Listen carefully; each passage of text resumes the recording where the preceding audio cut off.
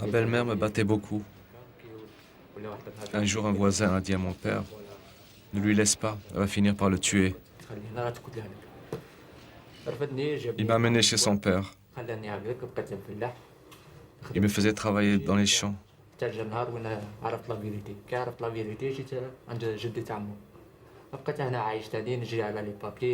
ne pouvais plus aller à l'école.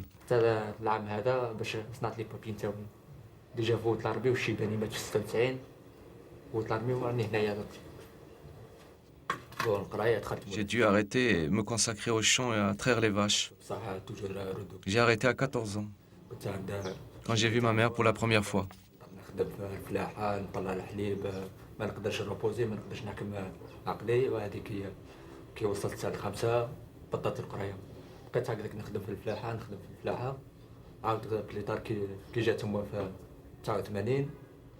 عرفت لي صور تاعي وليت طلعت عند جدي تاع موا قعدت معاه باش قعدت معاه بقى يجي لي على لي بابيي يجي كلشي ما كانش عندي زهر لا غير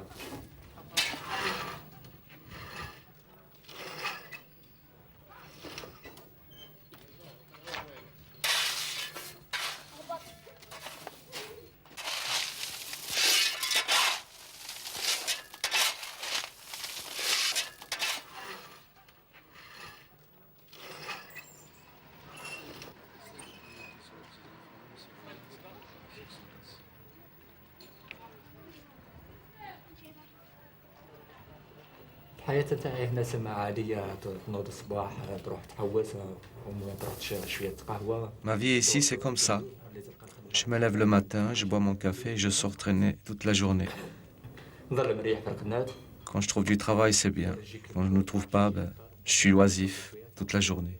toujours كيما هكا. Je reste toute la journée dans un coin. C'est toujours comme ça. تروح تخدم شوية على روحك كي ما تلقاش غير قاعد.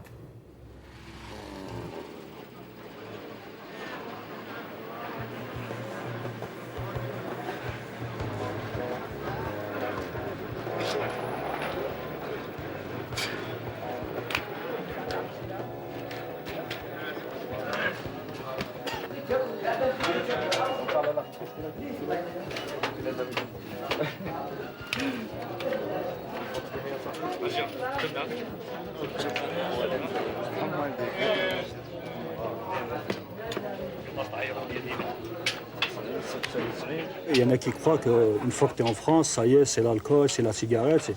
Mais moi, ma première cigarette que j'ai fumée, c'est ici en Algérie. C'est ici que j'ai appris l'alcool. Il y a aussi le problème de la drogue, de la chiche. Bon, après les mauvaises fréquentations, c'est là que j'ai commencé aussi à délirer un peu. Et heureusement, j'ai eu la chance, et je crois que c'est grâce à Allah que j'ai tout arrêté, quoi. J'ai commencé à faire la prière, c'est ça qui m'a beaucoup aidé à vivre en Algérie. C'est surtout la prière, oui. La prière et la patience. Autrement, en France, j'étais bien en France. J'ai jamais connu ce genre de problème. Tellement que la France nous a manqué, on avait décidé, enfin on a demandé à notre père de nous acheter une parabole pour qu'on puisse voir ce qui se passe. Bon, il avait accepté tout, il nous l'a acheté normal. Quand il a vu qu'on était plus adapté à la France qu'en Algérie, il nous l'a enlevé. Il nous a dit c'est pas bien, haram, ou il faut pas y regarder des choses qui ne vous regardent pas et tout, enfin, vu les films et tout ce qu'il y a. Il l'a enlevé. Et il nous a dit, vous êtes en Algérie. Nous sommes des musulmans. Voilà. Donc la parabole est interdite à la maison.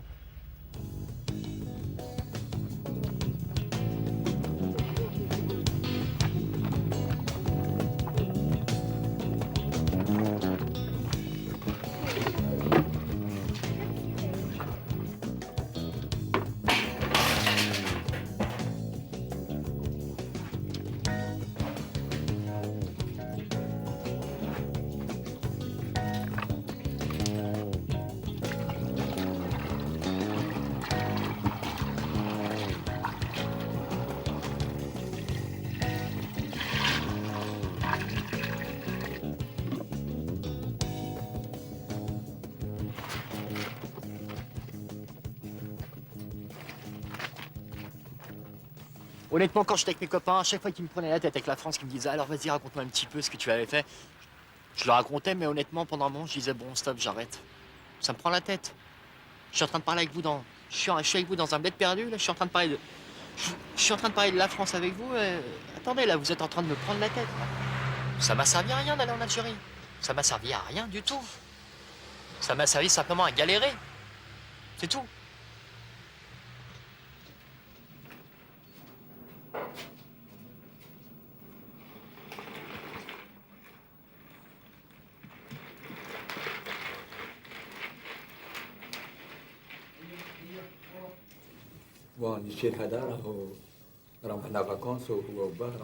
Le petit aussi est en vacances avec ses parents. C'est le fils de mon oncle maternel qui vit en France. Moi voilà, c'est là que j'habite chez mon grand-père, depuis l'âge de 14 ans.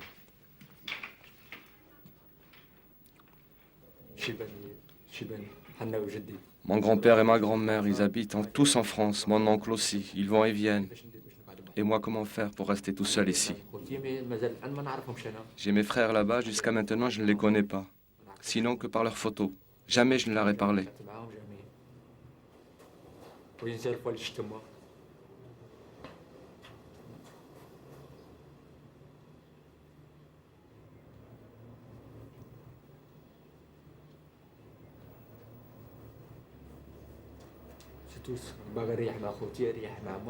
Je vais vivre avec mes frères et avec ma mère. Ça fait presque 25 ans que je suis seul. Ici, personne ne te comprend, personne ne t'aide. Comment vivre?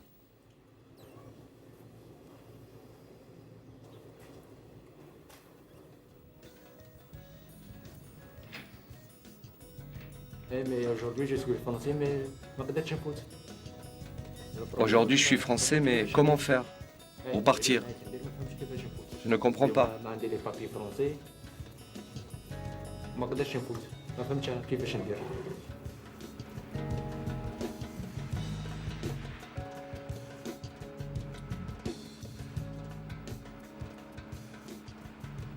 Mes copains, ils ont remarqué que j'étais bloqué. Ils me disaient, t'es encore ici? Je leur dis, ouais, ouais. Et c'est là qu'ils m'ont dit, vous êtes français, tu vas au consulat. Et je suis rentré au consulat, j'ai demandé, ils m'ont dit, tu demandes une assistance sociale. Et c'est là qu'ils m'ont fait tous les démarches. Ils ont trouvé nos traces. Dès qu'ils ont trouvé nos traces, on a attendu 1 an pour avoir les papiers. Mon père ne voulait pas me laisser partir, même ma mère. Ils avaient peur pour moi, parce que bon, en France, c'était la drogue, c'était le racisme. C'était tout ce qui était négatif. Mes parents voyaient beaucoup le négatif, donc c'était impossible de repartir en France.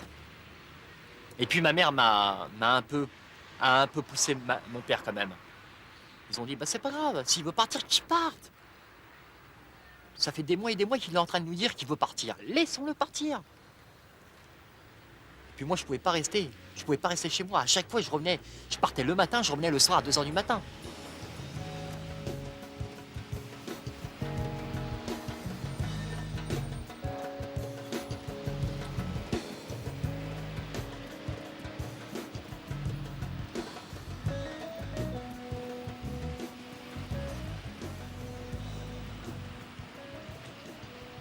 Souvent, je descends au port avec, des fois je vais seule, des fois je vais avec des amis. Je regarde les bateaux. Une fois, j'étais avec 2 amis et on a décidé, on s'est mis dans la tête qu'on pouvait partir en France. Bon, on est rentré au port en cachette, personne ne nous a vus en premier. On est rentré dans le grand bateau. C'était un bateau marchandises. Bon, quand on est rentré, bon... C'est-à-dire, les deux, ils étaient pressés. Ils sont rentrés dans la cheminée, moi, ils m'ont attrapé. J'étais comme une sotte. Le monsieur m'a dit, celui qui était agent de sécurité, il m'a dit, mais qu'est-ce que vous faites là, mademoiselle? Je dis, ben, je sais pas. Je sais pas ce que je fais là. Voilà, après, il m'a fait ressortir, normal. Bon, j'ai eu un petit problème, mais ça va. J'ai pas dit qu'il y avait les 2 autres avec moi. Mais je sais pas maintenant où ils sont. Je sais pas. Peut-être qu'ils sont partis, peut-être qu'ils se sont fait attraper. Je sais pas. Et s'ils sont partis, tant mieux pour eux.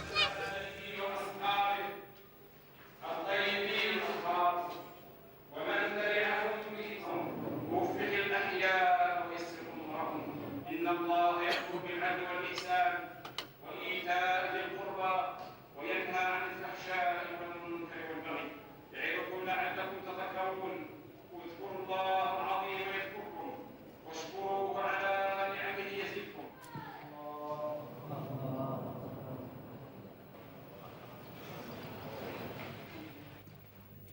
À force d'être toujours montrés du doigt et cherchant un sens à leur souffrance, nombreux sont ceux qui ont pris un virage à 180 degrés pour s'adonner corps et âme à la religion et s'intégrer à la communauté pour ne plus vivre cachés.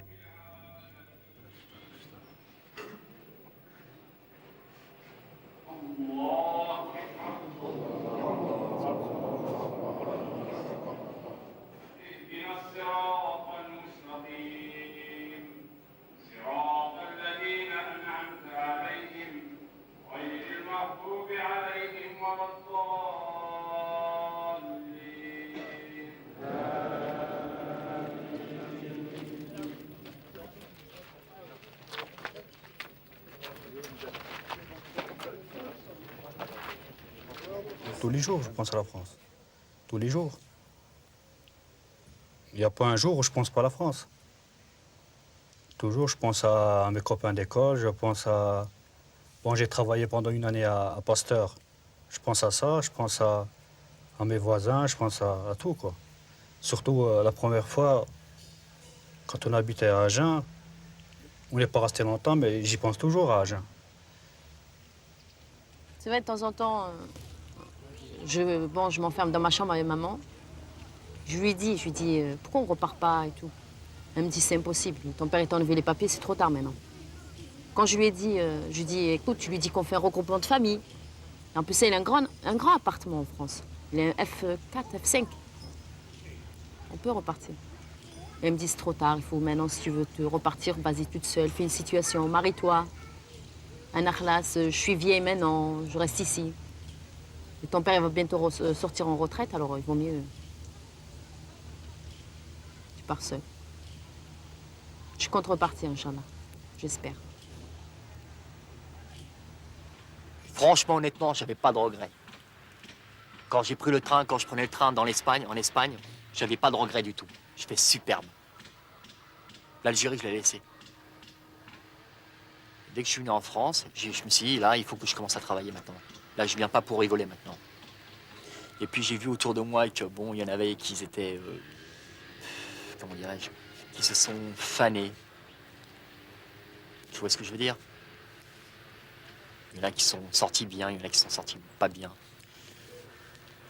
Bon, j'avais toujours les mêmes connaissances. Peut-être 2 ans, c'est 2 ans, mais bon, voilà, quoi. Et puis j'ai commencé à changer d'air, à partir. Parce que je voyais que c'était plus pareil. Je voyais que je suis parti à 19 ans, je suis revenu à 21 ans, je voyais que c'était plus pareil. Maintenant, je souhaite trouver un travail et avoir un logement, quoi. Pas rester dans cette situation, quoi. Parce que le foyer, c'est un passage. 2 ans, 3 ans. Après, ça y est, c'est foutu. Hein. Parce qu'on est resté là-bas pas mal d'années, quand même, presque 8 ans. On avait du mal à parler français après. Ça m'a fait bizarre, moi. Je savais pas comment parler aux employeurs, au téléphone, surtout. Nous, on disait au début, bonjour, il y a du travail. Et ma sœur nous disait, non, c'est pas comme ça. Elle nous a dit de dire bonjour, est-ce que vous recherchez du personnel? J'ai écrit plusieurs lettres à l'ambassade pour régler mes papiers. Bon, pour le moment, il n'y a pas de réponse. J'ai envoyé mon extrait de naissance, j'ai tout envoyé, tout ce qu'il y avait de possible pour qu'ils m'acceptent. Mais je ferai des mains et des pieds pour repartir.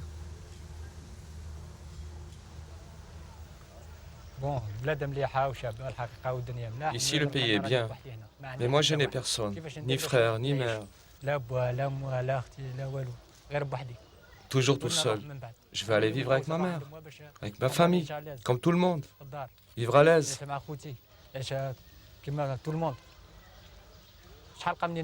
Combien de temps comme ça? Toujours en état de choc. Pourquoi? J'espère qu'ils vont me laisser partir.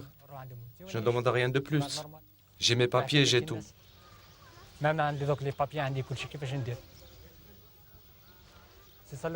C'est dur depuis 25 ans. C'est dur. Depuis 25 ans.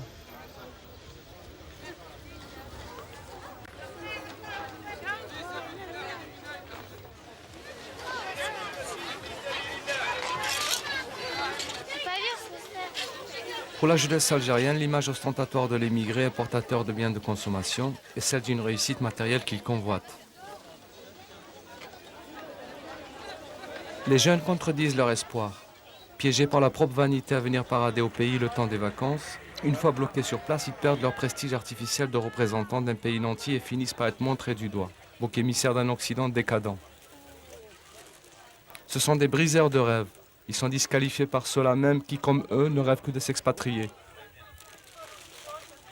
Il y a des grands tailles là-dedans?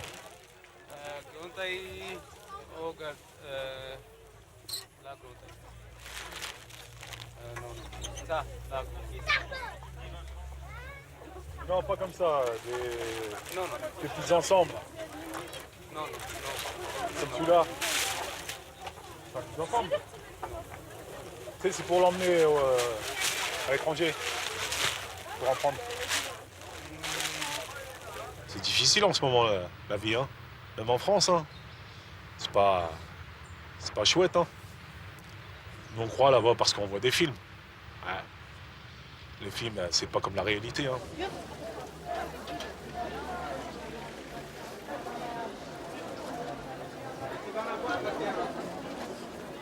Là, je suis en train d'acheter un truc pour les gamins. Comme ça fait longtemps que je suis pas venu ici, alors autant en profiter, hein. Hein? Mais là, j'ai pas trouvé encore.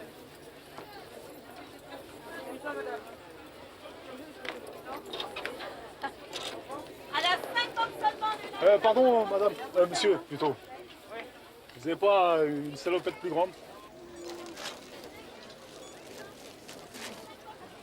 J'ai pas trouvé mon bonheur.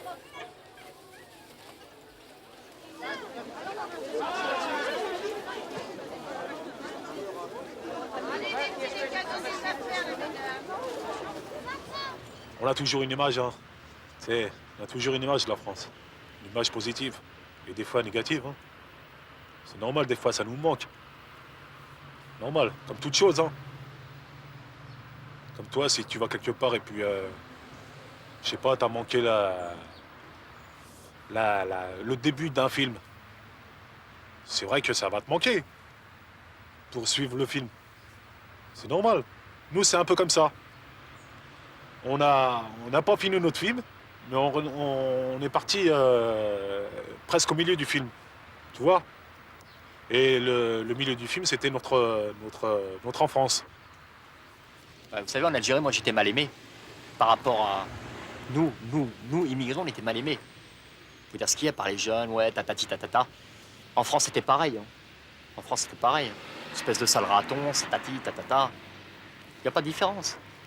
Pas de différence. Le mieux, c'est qu'ils fassent une cité sous-marine en bas de la Méditerranée. On sera peut-être mieux. Il y a encore. Je sais pas. Il n'y a pas de différence. L'intégration, c'est pareil. L'intégration là-bas et l'intégration ici, c'est pareil. Moi, je la ressentais bien, moi. Je la ressentais bien que je me disais, mais attends, je suis quand même né ici, j'ai quand même des papiers français. S'ils veulent que je m'intègre, qu'ils me laissent m'intégrer. On peut pas s'intégrer comme ça, tout seul. C'est pas possible.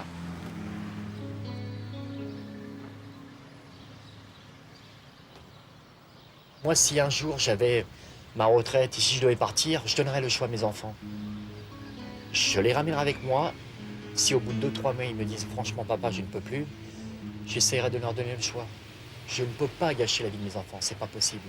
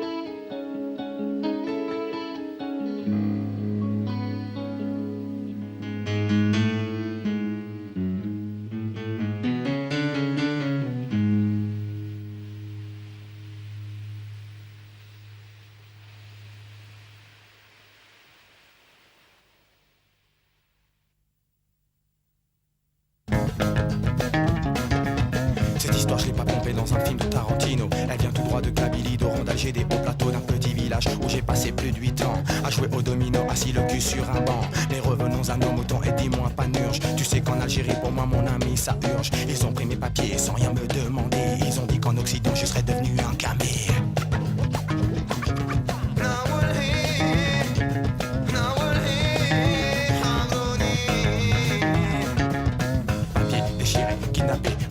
Sans aucune sommation, ma vie ils ont chuté. Je ne baisserai pas la tête, je continue d'avancer. Dans le pays de mes ancêtres, on a voulu m'imposer. Asphyxié par la haine de mes frères, à ce droit de me taire avant que l'on m'enterre. Mais je boufferai pas la poussière et je jure par mes mots, par mes mains, l'arme au poing, ne pas laisser ma double culture entre leurs mains. Ici ou là.